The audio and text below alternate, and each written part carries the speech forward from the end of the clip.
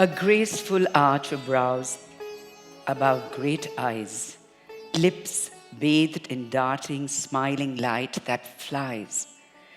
Reflected from white teeth, a mouth as red as karkandu fruit.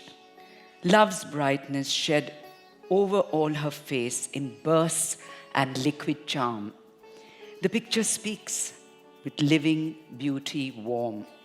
Kalidas, the recognition of Shakuntala. Never be sensible about your sensuality. Abandon good sense. Surrender, be foolish. Let go of memory, baggage, hang-ups, inhibitions. This is the moment. This is the only moment. It's the river that's moving swiftly, so swiftly. Your body is being swept away as peacocks dance on the river banks, and monsoon clouds drift lazily overhead. Don't think. Thoughts are intruders. They break the spell. Don't speak. Words stunt. Open your eyes or keep them closed. There's music. There's always music. A remembered rag. It starts with a rag, then moves to a tumri, a ghazal, a symphony, a bird song, thunder. And then what follows is a gentle whisper. Let's call it love, a plaintive aria. No, Vivaldi.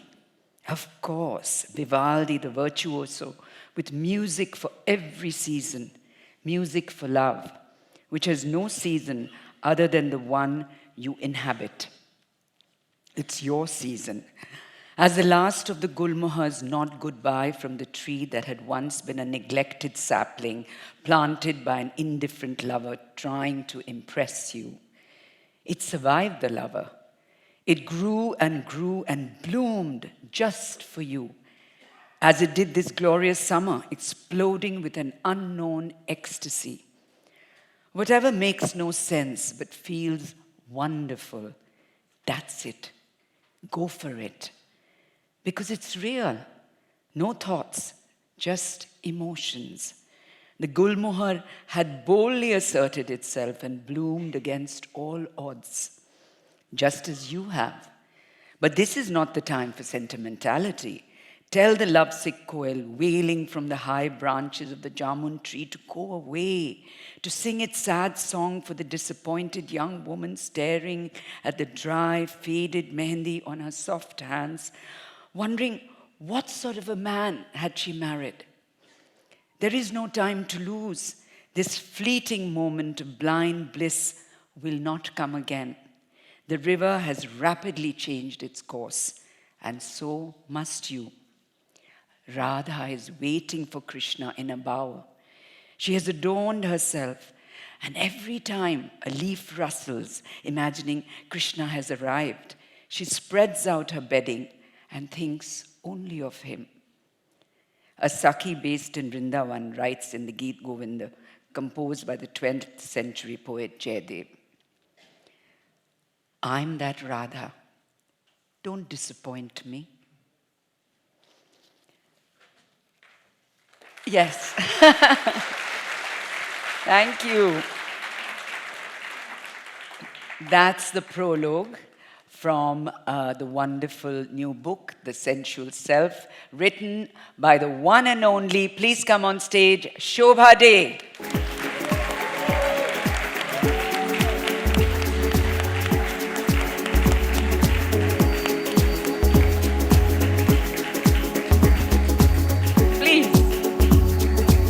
Shobha De, gentlemen and ladies. Congratulations. What was? I'm crying actually. Don't. And now, birth to her latest baby. Which one is it? 28th, that's all. The 28th child, which is just arriving here. May we have it, please? Here. I'm sharing that with you. Yes, a big, big round of applause. This is the launch. This is the launch of this beautiful book. Is it available outside? Yes, my dear, I'll be signing copies. Okay, it's available outside, and Madame Day is signing copies, so you have to rush after this session and grab them. And now, I'd like you to say a few words, Of course. and I shall wait for you so that we can get into a nice conversation.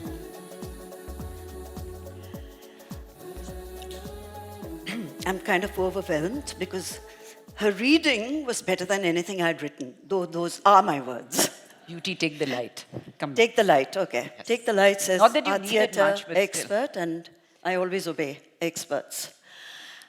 16th year of the Mumbai Lit Fest is a good time to remember the founder, director, Anil Dharkar, without whose vision Mumbai may not have got the most loved, the best curated, the most applauded Lit Fest possibly in Asia. There was also Shashi Baliga. We should remember her and thank them for their contributions. But a Lit Fest like this is only possible when we have the support of teams.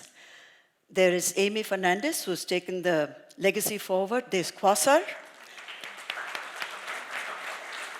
They're the production people, the people backstage, the volunteers, and above all, there's all of you.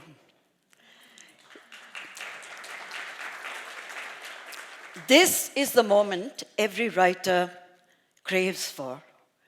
Because without readers, without all of you, without appreciation, what are we? We are nothing. We just are our own words. But all of this is what any writer who's ever written anything longs for, to hear the applause, to see eager faces, to wait for the questions that will follow. So thank you very much. On a Sunday evening, it's good to see so many people here. And I want to especially thank the beautiful and glorious Lilette. So gracious and so Lilette. Whatever. So thank you so much, and I hope you're going to enjoy the rest of the evening. And just a small warning, when we do take questions, please make them questions and not lectures or opinions. And please don't say this question is addressed to both of you, and either of you can answer it or you can answer it jointly. Please say who you're addressing the question to. It really helps to keep everything focused. So thank you again, and on with our show. On with our show. So, Shobha, first thing that I wanted to ask you was, what really compelled you, inspired you, motivated you to write this particular book? Well, it's the toughest book, honestly, that I've written, because to separate the personal from the universal was a hard kind of call to take as a writer. But I've been living with the subject for 7 decades. Oh, wow. It has preoccupied me ever since I was a child. And I've often wondered, why is it a subject, sensuality, intimacy, that is so taboo, not just in our society, but pretty much across the world? People are squeamish to discuss it. And yet, it's something that preoccupies us. Yes. It confuses us, it infuriates us, it often frustrates us, but it also thrills us. Yes. But we don't want to talk about it. Yeah. So I thought it was about time we had conversations which were candid, which were unfiltered, which didn't come with everything today in an environment where there are sanctions and there are restrictions and there are attempts to kill voices which don't conform. Absolutely. This was the right time. And with 7 decades of life behind me and more, 8th decade coming up very soon, if I didn't do it now, when was I going to do it? So that's, I think, reason enough. Yes, yes. You know, when I read it, I felt like its subtitle should be The Dying Art of Love Making in the Age of Hinge and what's it called? Bumble or fumble or something. More like fumble, I think. Because And we're maybe fumbling our fumble way, too, trying yeah. to find the right person on a dating app. So to balance this, we are in a very unusual country. Lots of people don't talk about sex, but we're in a particularly unusual country where there is so much tradition, so many societal norms, so many taboos, even more than many other countries, I would Yeah. say. And there is now suddenly this exposure to the dating apps and the internet and everything from porn to dating apps to all kinds of things that young people are exposed to suddenly.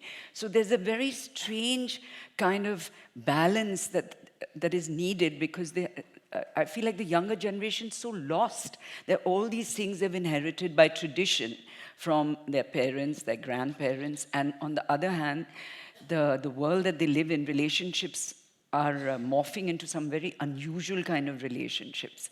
So I found that very interesting about your book, that it straddles from the tradition, which we'll talk about, the Sohag Raat and all those myths, literally myths that we are all sort of yes, I'm glad you're laughing Yeah. because I was just telling Shobha that it is such an ingrained myth that virginity is so paramount when you get married that the child or the woman or the young girl who gets married has no idea so often in Middle India about what to expect out of, and sex is such a glorious thing, and yet she could get off it for the rest of her life because of the way it happens on that night. So I want you to talk about all that.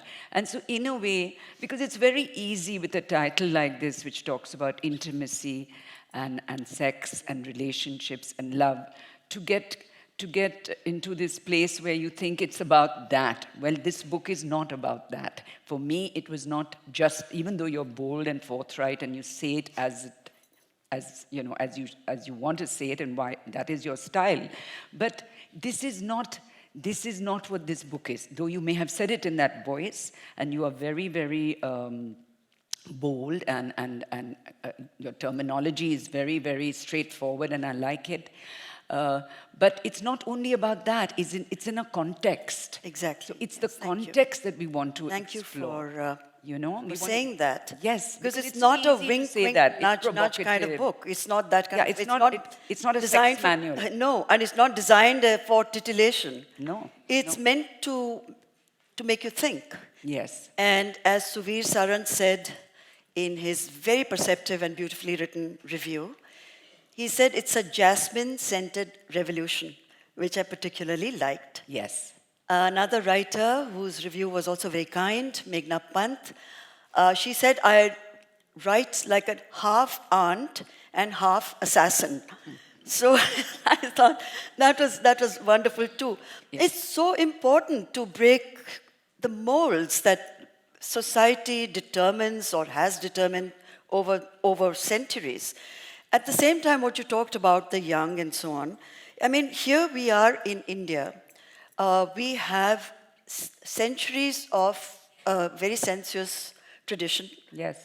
which includes everything. It includes our spices, our colors, the way we wear our clothes, the language we use, the differences in so many states in the way we express love in music, dance, sculpture, frescoes. Wherever you look, our ittars, everything is designed to celebrate sensuality. Yeah. And it's very different from Very different. sexuality. Very Because different. sensuality in its very definition means of the senses. Even lovemaking is of the senses. There's Yes. taste, there's smell. Yes, all there's of it. touch, Yes. there's eyes, there's hearing, the words that are spoken. So it is very different. Your sexuality is a very different thing from sensuality. Well, I've tackled both, but I'm very You have, conscious you of that dividing line between sexuality and sensuality. But like I said, given the tradition that we have in our country, such rich traditions, we have 13th century Telugu women poets writing so fabulously, so evocatively. And then the ultimate romantic poem on earth is Kalidasa. a lover sending a message to his beloved, and the messenger is a cloud. And look at those messages. Yeah. So I've quoted Kalidasa extensively. I've also quoted haiku because the Japanese haiku appeals so much to me. Neruda, some of the most beautiful love poetry. One of my favorite poets. I love, and Let me the do poem to you on what yeah, spring does to the cherry exactly, which trees. Mr. Day has kindly given me the poem as well as him and me under the sakuras.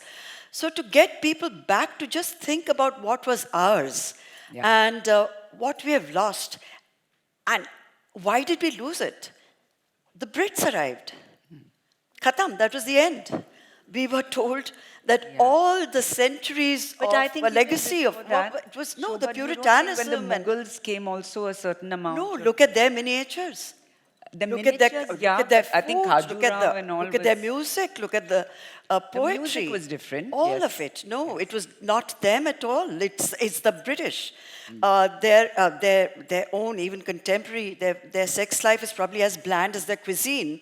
But it's really them. And, we completely forgot what we took such great pride in. Yeah. So when you talk about the Suhag Raat, it's important to say here that, our popular culture promotes a certain concept of the wedding night, highly romanticized and completely false. Yes. So it is so absurd. So every man walking into the bridal suite thinks he's Shah Rukh Khan with the swag and with the style, and behaves like a screen villains, like a Gulshan Grover, and pounces on the poor woman who has not been prepped That's what I at said, all. yeah. And even to this day, when you think of what happens in our smaller towns, smaller cities across India, including in people whose daughters you and I may know, no one has really talked to them in any way, or talked to the man rather, to educate him. Because what is a man told by his friends, on their so-called whatever Knowledgeable friends. bachelor nights they go off, and God Knowledgeable knows, friends, yes. the very knowledgeable but equally crude and maybe ignorant friends. That night is for conquest. Love making is not about conquest. It is about a meeting of, well, that may take time for strangers who are expected to perform.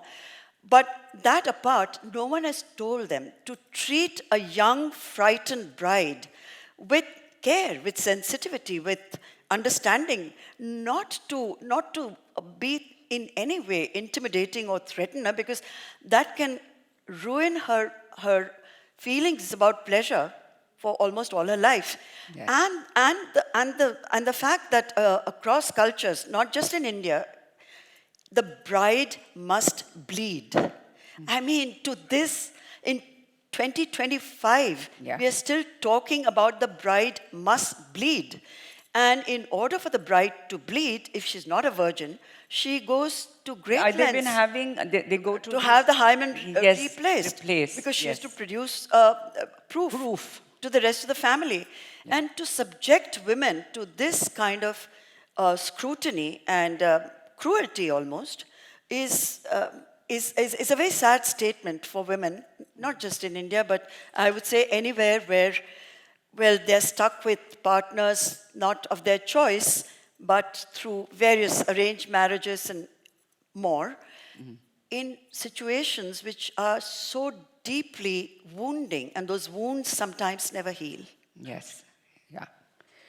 Now, that's one part, but I was also wanting to tell you that some of the things I really enjoyed in this book very much were the bits where you get a little personal, your anecdotes about your life. And I told you one of the things I loved was a story. Shobha talks about, loving your imperfections, in your body and being happy with it. And then, of course, having such a generous partner who also appreciates those imperfections. And I love this little story where she and I, at the age that we've reached, both have these sort of bunions, these bones that are sticking out. And I'm always trying to stuff my feet into shoes which, like she writes in the book, where they don't fit. And then you want to try and hide them as much as possible because you think they're ugly and nobody would like to see them. And she has this charming story where she writes about how the charming Mr. Day actually, makes her feel that he knows she feels that and goes out of his way to love those feet, to show love for those feet. And I thought that was such a charming thing, because to have a partner who knows you feel this is inadequate in you, or not so beautiful, or not so ugly. And these are the stories I think that most people will find that they resonate with. Stories about heartbreak, stories about rejection, stories about old age love, which my friend Meera Nair, and I remember when I was doing Monsoon Wedding, she told me, this is old shoe love. It's a lovely Nice, term, very nice old put. shoe love. Because she said that your scene with Nasir Bhai is not that kind of love making. He needs comfort. And so you're going to be like two spoons. And that's old shoe love. And I never forgot that, because as you get older, it's not always about mad, passionate love breaking. It's about intimacy. You see, that's such an important thing in the book also. Yes. Intimacy and respect and tenderness. In intimacy, I think the most important things are, tenderness is a word which is rarely used these days, I use it a lot. and Yes. It comes through throughout the book. It just makes you get sort of teary, hearing the word tender. Tender is the night, that Yes. book. Oh my God. So, Lovely opening line. it's a very undervalued word, tenderness. We talk a lot about sensitivity, of course, which we're going to talk about, but that is a different thing. I'm talking about tenderness and respect. Respect right from your professional life in the boardroom to the bedroom. The respect is the most important element, I think, in any kind of relationship, sensual or otherwise. So these incidents that you talked about, which are, I think I've first time seen something little personal also about you in a book. You talk about lots of things very frankly and honestly, but you reveal yourself very little. But in this one, I got peeps of you, big peeps of you, and it was very charming. And I really feel like you should write a book which is a full novel, where at this 70 plus age, as you said, you will write something that is not non-fiction, but which will be fiction, or even not non-fiction, but in this vein, because I found this vein very interesting. Next book, Lily. Yes. Only for yes. you. Okay. But it was interesting the points that you raised. Yes, because I was just thinking while you were talking that how are we engaging with one another these days at any age? And why and when did the bedroom turn into a battleground where there are no winners, actually? And a lot of younger people, much younger, treat the bedroom like the boardroom, where executive decisions have to be taken. And there are memos and checklists. And you have to pencil it in, yes, between that day and that day. Oh, yeah, sure, okay. Let me just check my sched. How can you possibly create an atmosphere of tenderness, romance, lovemaking? Because anything that does not engage the minds of the two people who are in bed becomes copulation. It's not lovemaking. And the mating ritual, which has existed, whether it's in the animal kingdom or certainly with human beings, but across the board, mating rituals have been completely overlooked because people are in such a hurry. So it's really spreadsheets over bed sheets.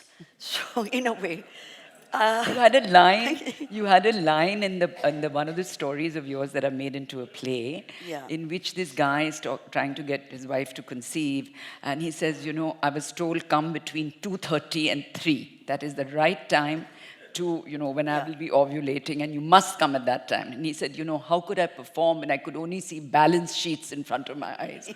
So, I know what you mean. That is a lovely line, gets a great laugh. So, yes, that too. But moving on from that, since we're talking about the younger generation, I'm going to read, because one of the sections I loved about your book was also the heartbreak one, the heartbreak please, and the go ahead. rejection. Because everybody's gone through that. And the whole chapter is lovely, but I'm going to read only a small extract from it.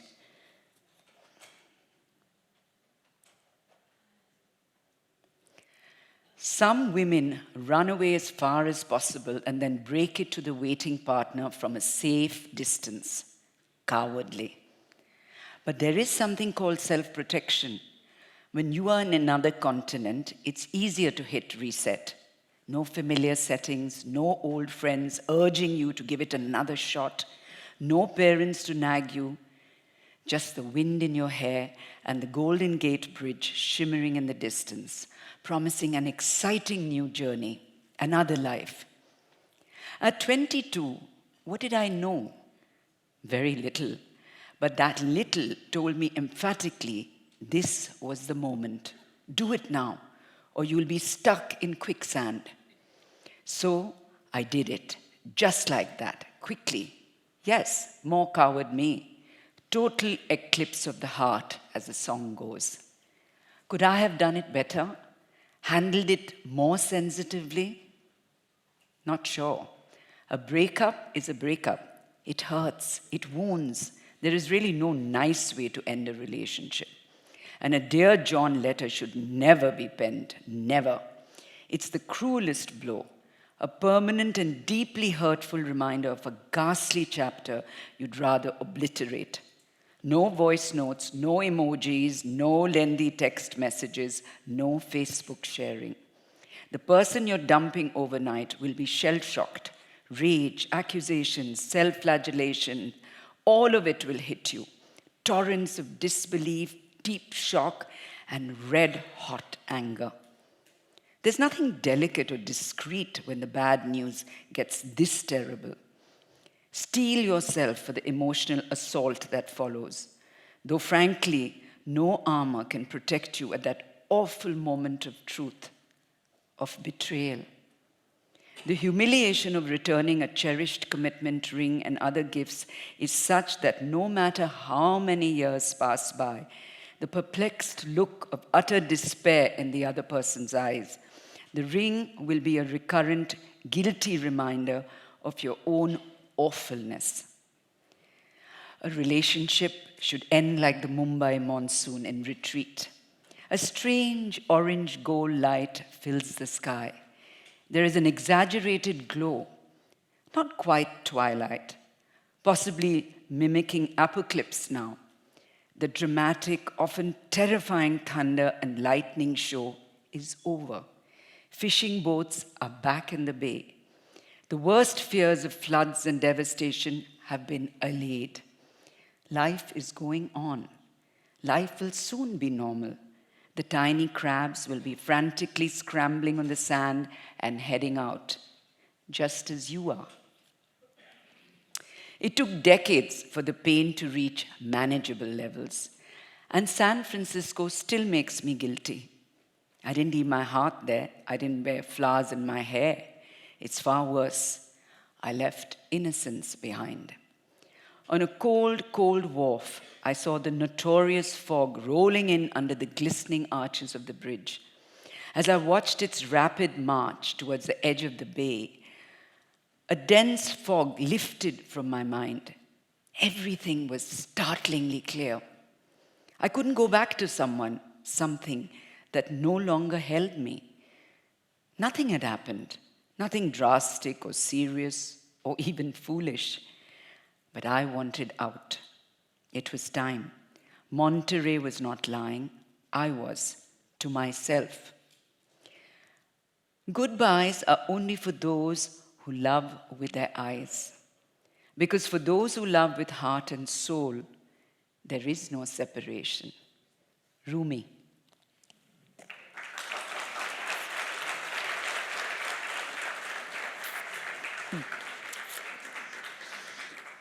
So, moving on, I wanted to chat with you a little bit about this way that you write, Shobha, your own family and people around you. You've written somewhere, I've talked about how you are not really concerned much with reactions from other people. That's why you can be who you are. And very unapologetically so, which I love. But you say you do care about what your family thinks. I know you're incredibly close to your family. It's the fulcrum of your life, and your husband. So when you're writing, do you ever think, if I write this way, or I write that way, or I reveal this, or I reveal that, it might upset them? Or are you in this wonderful space where you are lost in your own writing? Or somewhere there is something, a filter or something. Because this is a wonderful book, but I'm thinking how marvelous that your children can read it, and maybe one day your grandchildren can read it, and it'll be a real eye-opener even for them. Though I think today's kids can teach us a thing or two, frankly. For more than a sure. thing or two. But you know, it's a question that's important, Yes, what you asked, yes. because you can be, I think almost all writers need to be selfish. If they're not selfish, they won't be able to write truthfully at all.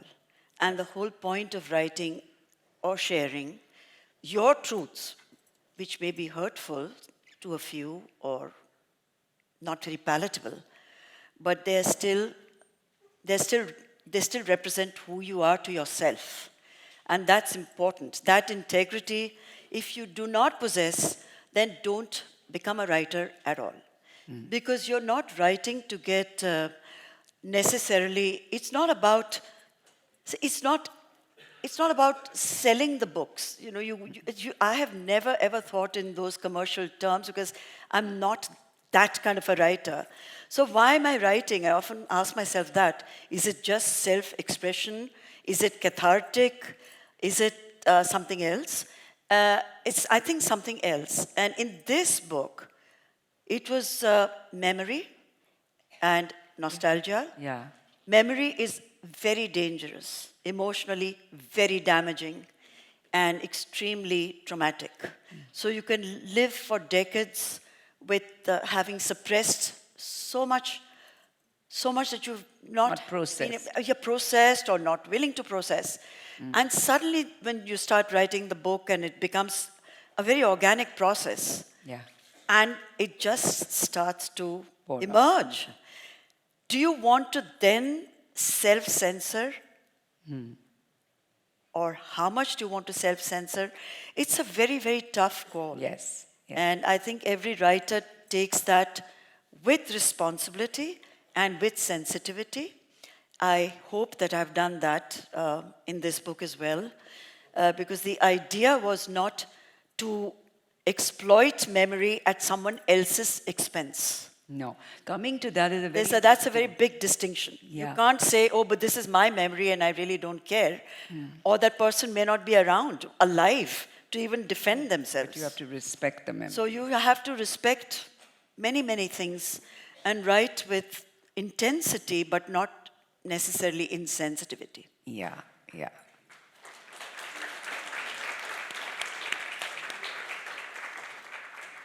There was that little section about your mom in it, which was also very adorable. Yeah. Where you were very young, and it was written very nicely because it was from the child's lens perspective, and it was very tasteful what you were writing about.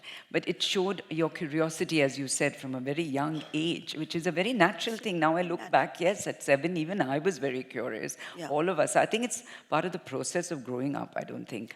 But when you talked about this part just now, you know, you also spoke about, see, one shouldn't get the feeling, because I didn't get it, but somewhere it might be misconstrued. You know, you talk about taking pleasure in your hands and enjoying it. But it's never pleasure at no cost. There is a cost always.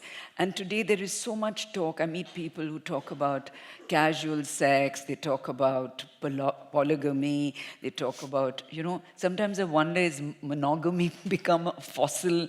And what are the pros of monogamy, which would still be relevant and valuable and worth knowing today? Because, of course, everyone has their own life, and they live for themselves. I have a very simple rule: as long as you're not hurting anyone, what you're doing is your business. It's not mine. Yeah. I'm no moral keeper and I'm no person who judges anybody.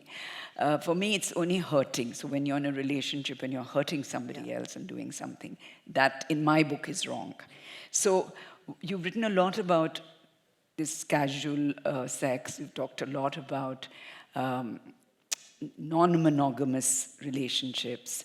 Lynette, and I'm how- learning so much Yes, from so the am young. I. So much. I mean, terms like breadcrumbing, for example, I had no idea. What is breadcrumbing? What are situationships? You know, so It's a whole new language. It's a not just a whole new language. It's a whole new world, and it really deeply interests me because as someone who has always monitored change in society, change in popular culture, these are terms and many more which are in fact. Very relevant to the times we are living in. Yes. So I don't feel at all judgmental because I understand You're The- like a the- curious scientist who's trying to figure out what's happening or right a now. philosopher of passion, as someone very generously called me.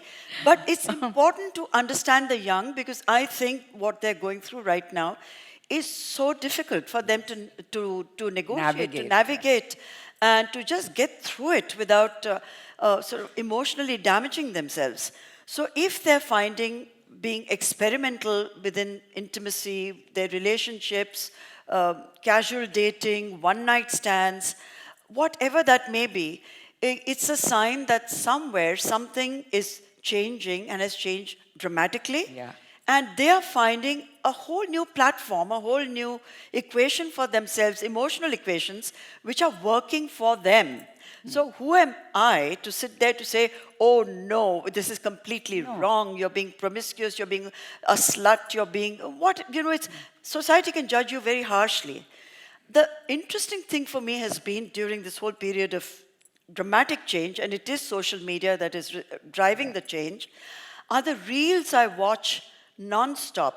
Well, non-stop, as much as I would like it to be non-stop, it's not always so, which come from the villages of India, Yes, from you small wrote town about that. India. These are women who maybe for the first time in their lives have found a way to express themselves without filters, completely freely. They are standing outside their hut. They are doing the raunchiest of dances to Bollywood tunes. They are quite happily... Obviously, haven't seen Bhojpuri films. Bhojpuri films, okay, those are commercial films in a studio. They're set up, they're addressing a certain constituency. They're inspired by Yeah, that. but these young women and young men are expressing themselves, which I suspect is because they've never, ever had the opportunity Yeah. to be seen, to be heard, forget about being valued. Suddenly they're on these platforms and people are telling them, aap bahut khoobsurat ho, or we want to see more, we want... You know, there's not that much of a difference between, say, a Rakhi Sawant doing what she did 10 or 12 years ago, or an Urfi doing what she did very successfully 5 years ago, and I love them both, to what we are seeing in the chota-mota, tiny villages in remote, different districts and talukas across India. See, This is the big revolution. Yeah. Nothing that I'm writing in my book is something that we don't all know. It's just something that we have swept under the carpet because it made us squeamish or it made us uncomfortable. There were questions there which we may not have even asked ourselves. But there may be so many situations in that book where we have found ourselves in exactly the same kind of dilemmas, but not had the courage to do anything about it, which is something that women really No, are today not women given are the chance empowered to. in a way. I mean, they can have children of their own. They can do anything. That is there. I mean, there's no question of that. Yeah. And I think even in rural India, they are changing massively. What I see also, it's not Yeah. only the Suhagrat type of ladies. There Much are many, beyond, many, much beyond, many yes. who are much more empowered, much more fearless, I would say, Yeah. than their sisters were some years ago. The other thing before, I don't want to interrupt you, but No. before, because I know we're running out of time. Yes, we're running out of time. Just to complete the thought. Yes, please do. That there have been, for decades, extremely academic and well-researched books on intimacy, on sex, everything you ever wanted to No know about sex, about but sex, in we our were afraid to generation, ask, was yeah. our generation.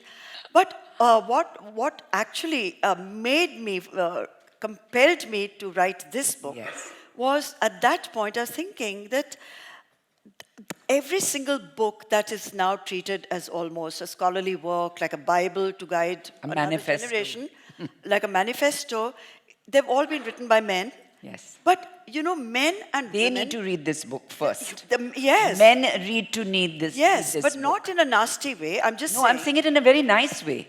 Men who... You need to read this Yeah, book. You I need mean, to men, read this men book. who are writing those books, and we have consumed those books, no questions asked. Yes. But men and women, we feel differently, we fantasize differently, Women are we express sensual by ourselves nature. differently. But how the hell would a man know what a woman is actually feeling, thinking, fantasizing, experiencing? What a woman wants. But he is writing it like the Holy Grail, that this is what a woman feels. How the hell do you know? You're not a woman. Yeah. You know, so it was important to get some kind of a perspective from a woman's point of view that, hey, you know, whatever you may imagine we are feeling, whether we are ecstatic or in some orgasmic heaven, maybe we are not. Maybe we are faking it. Yeah, maybe we're just saying, you know, it's just easier to, let's get back to what really interests us, and it isn't this. Correct. Okay, so we'll just do the last extract and then we'll open it up to the audience. I will start. You have your bits. I'm going to read it. Yeah. You know, till where? Okay. So this is the epilogue to the book. It's called The Four Seasons of Love. It's again from Kalidas. The Four Seasons of Love. Cooled by the touch of fresh drops of water, and perfumed by the flower-laden, fragrant lassak trees. I, scented sweet by the ketki pollen, the pleasing wind enraptures the love-lorn women. Kalidas, Ritu Samhara, or the pageant of seasons. As time goes by, the song, the sentiment, the recently repaired, exquisitely enameled English carriage clock in the living room, which sits on top of the upright piano nobody plays, has started chiming again. Those chimes which once drove me mad. I didn't want to know how long we had been lying together. 15 minutes? Half an hour? One? Maybe, just maybe, much, much longer. The spell was important. Time suspended is the best kind of time when the mood is one of intimacy and passion. But those chimes, marking every 15 minutes, impossible to ignore, hard to dismiss, rude reminders of other more urgent duties that were kept on hold. Children returning from school, always ravenously hungry, impatient, irritable. Or a delivery man outside the main door, waiting for Saab Mem Saab to hurry up. Staff awkwardly wondering whether or not to knock. Never. The chimes were a part of an early season of getting acquainted in a more thorough way. A season of discoveries, delights, and dislikes. A particularly delicate time when there was physical knowingness, but the minds were still to tune in. Formula One superstar, racing driver Michael Schumacher remains a villain in my personal diaries. Mr. Day's Sundays were devoted to his idol. Nothing could distract him, not even an energetic coupling. Herr Schumacher, you stand guilty of seriously disrupting our intimate life. How could I compete with a world champion who had won 11 Formula One Grand Prix races? I wasn't even the queen of the Cuff Parade racing circuit. Confession, I can't drive. Schumacher was plain superior. His speed, control, expertise. Frankly, it's Mr. Day's loss. 11 seasons is a lot of Sundays wasted. The hearts were doing their heart jobs, no complaints. The chimes were the intrusive background music, and a little more. They were annoyingly regular reminders. Come on, get off that bed. It's been long enough. Is it ever long enough during this stage of recognition and wonder? Measurements of any kind are irritants, and the chimes irritated me greatly. Several times I thought of hiding the beautiful brass key that was needed every week to keep the chimes chiming. I could never find it. I wasn't meant to. And so the chiming continued into the next season and the next, till I stopped reacting to it. I didn't care. Chime on. The wonder years were behind us. Priorities had changed.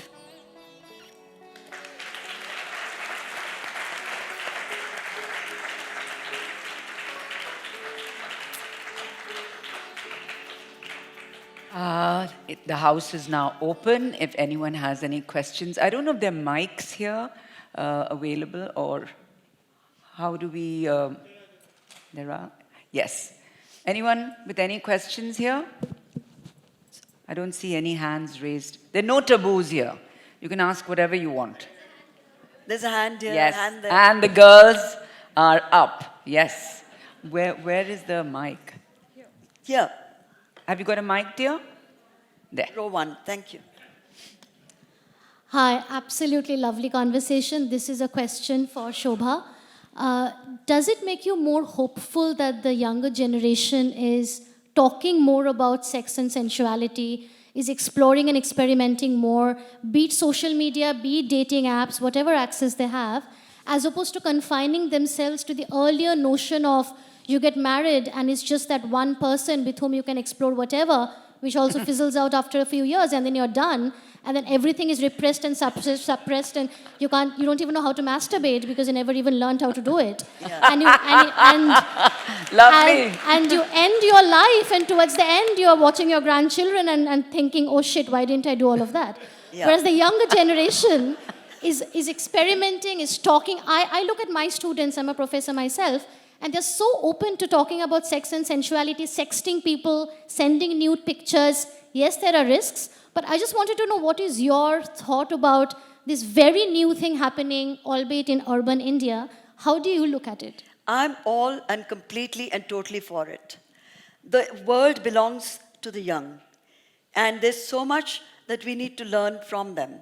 And the new openness has given them ways of expressing themselves. And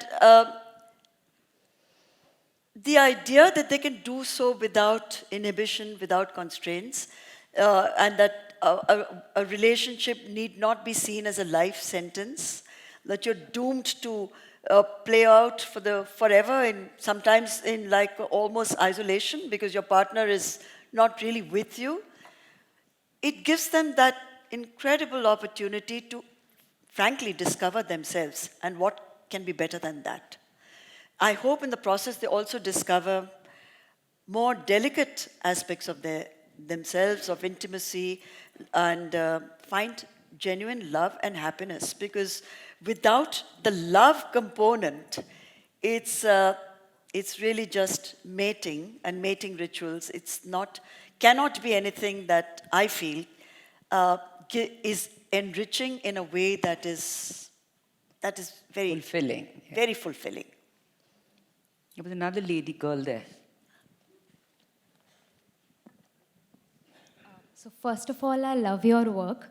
And I would like to ask you that, do you think patriarchy is inherent in our society, as you were talking about that men do need to read these books that have been written by you? And the second part of the question is that what are your views about radical and pseudo-feminism, if you would? Pseudo? Pseudo-feminism. That's a bit harsh. Feminism, each woman can define it in her own terms. And it should be something to answer the second part of your question. It's for someone like me, it was a very personal and very intuitive and non-negotiable decision I took very early in life. It just meant I owned my decisions, I owned every aspect of my life. I was willing to stand up for what I believed in. So, women, to get that strength, to get to that level, that is, and to believe in themselves would be the right definition of feminism. Pseudo-feminism, I think we're still struggling with the term. We don't quite know where it fits into our cultural matrix. But the other question was about the patriarchy. It's not just in Indian society that's patriarchal or stuck in the patriarchal mold at all. Across the world, it's always men on top. So no matter how you can, do your permutation, combination, fight against it, I'm not saying accept it at all, but to think that it'll just sort of disappear, it's not going to go nowhere. So women have to become stronger to know They have how to learn to fight it. To manage it. I won't even say fight it, because fight is kind of has combative. Stand up. They To have stand to up and stand up. believe in themselves. Patriarchy is ingrained in, probably it's in the way human beings are wired. Even in the animal kingdom, it's always No, I think the male. I think from the days of the hunter, it was that pattern of staying at home and taking care of home and hearth. Yes. That was your duty. And so it's almost anthropological. Yeah. And the man was a hunter. So he went out getting food and had a very free and open sort of a life that was out of the home, and he did what he wanted. And because he earned the bread and he got the food, he made the rules. And he, it's right from there. I find it anthropological almost, which has somehow permeated into society. Why? In But places it's where really women are- popular culture that reinforces it all the time, which is what I find distasteful, because there can be many, many powerful agents of change to buck the patriarchal system and get to a more even playing field, which is fair to women and fair to men. But it's not happening, because popular culture, you see some of our movies, they are so regressive and so repulsive.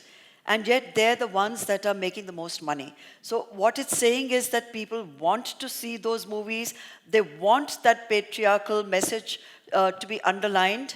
And perhaps it's depressing, but I think one of the things I've always felt is that financial independence for women is the beginning and sort of the most basic thing to break everything. If you are financially independent, most of a large part of rural India, women are not. And that is why they have to take it, the patriarchy, the abuse, the emotional, the whatever, physical abuse. The minute a woman can stand up and say, I don't need you, and walk out, that is the end of having to tolerate a lot of things. Then going out in society and fighting patriarchy is second step. But first step is right there. We have to have children, girls who are educated enough to walk out and do exactly what they want. Without that financial independence, we're just talking about feminism in a very sort of, idealistic manner, to me. That's what I very abstract. Like I was Very abstract, very What abstract. I was talking about backstage was a very young person I met, Yes. a qualified doctor, beautiful, accomplished, getting married into a person she's chosen to marry. She's not a spring chicken. She's well into her late 20s. And we were sitting across That's the a table spring and chatting. chicken for me. Well, yeah, that's a spring chicken. Very meaning small the spring babies, chicken. baby, yeah. But when we were talking candidly, and she said that the most valuable piece of advice was given to her by her own aunt, who said, remember, you'll be getting married and you'll be going into a new family, and the best advice I can give you is to stay mum. So shut up and put up is the message in 2025. So what has really changed? I'm not sure at all. I'm still finding answers. Sorry, We have darling. 28 seconds. One last question only. Oh, there's a person right in. Another lady. Nice. Where's the mic? I haven't heard a man asking any question. They're speechless. I love it. There's a gentleman who wants to ask a question. Yes, yes. I think he's right on top. Okay. I think Hello. that's And the if we last. have time, we'll come back to you, if that's okay. No, this is the last one. This is the last one. The gentleman wants to ask a question. Let's give the guy a chance. Hello to both of you. Hello both. I'm a huge fan of your work. Snapshots is one of my favorite book, and this I'll read it soon. So I just want to ask you, it's an observation, I just want to know your take on that. Like, for instance, like women writing about women issues and kind of, that's great. But don't you think it eventually it categorizes that, okay, and it gives a kind of, reason for the patriarchy as well. Okay, there are certain women writing about women issues, so we don't, there's no discrimination. Like for me, I see when the lines or the difference between male and female gets blurred when someone like Catherine Bigelow, she makes Hurt Locker, about the male army, US, Iraq, or Sai Paranj pe makes Chashme Badur. So that kind of, blurs the line, the distinction.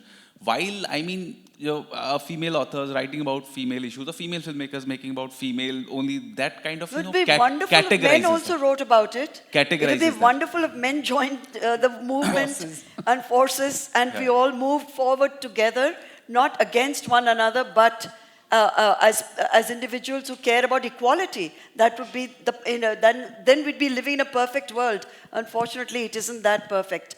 There's one last question. Yeah, if I could ask the last question. So, like you said, context matters a lot in how we explore sexuality, and you spoke about people my age. How do you see, the first part of the question, how do you see, Shobhaji, sexuality being reinvented in the coming years in the context of, like you said, digitization, a focus on corporate culture where we don't have as much time and scheduling, and the fact that we like to experiment, right? Because maybe perhaps the stigmatization took us away from our roots, so we felt the need to re-experiment and find our own narratives. And the second part would be, we see a lot of sexuality being used for profit, especially women's sexuality. A good example I can think of would be mainstream media, sometimes the popular culture of item songs. So is that empowering in your lens, or do you think that could also be part of the problem? The question is that the most powerful word that a man or a woman can possibly own is choice. For centuries, women did not have a choice. Even today, chances are the majority of women will have no choice in their lives to make the kind of decisions that are good for them. So the question that you're asking is very complex. It deserves a book, in fact. I can't answer it very glibly, Especially very lightly. please wrap up. With all these wrap warnings up. saying, please wrap up. I But think- I'm very optimistic, is what I want to tell you. Because we're going through a phase, this is a transition, and we will come out of this with maybe a newer model of how we negotiate relationships, a newer idea, fresh ideas of even sexuality, intimacy, and more. So nothing is static, and that's the best part of life. We're in constant change, and this is the change. And I feel wonderful to be living through that change, because in the process, I'm learning a lot. So, absolutely wonderful to have young people Yes. speak up, and you must never let anyone stop your voices. So thank you very much before we are physically thrown off this stage. Thank you. Thanks so much. Thank you so much.